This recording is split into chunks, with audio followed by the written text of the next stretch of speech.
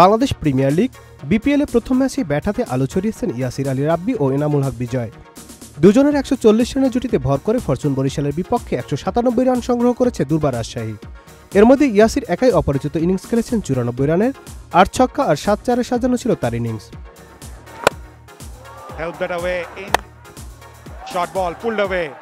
এছাড়া বিজয়ের ব্যাট থেকে এসেছে ৬৫ রানের ইনিংস।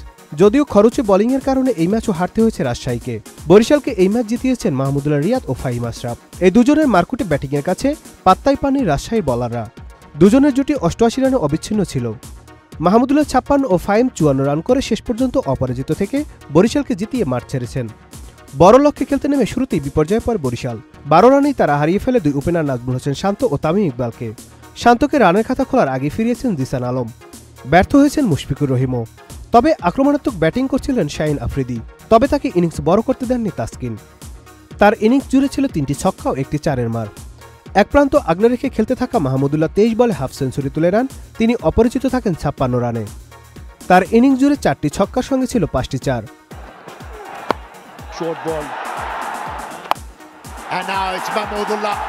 ঝড়ো ব্যাটিং করছেন ফাহিমও। তিনি অপরাজিত ছিলেন ৫৪ রান নিয়ে।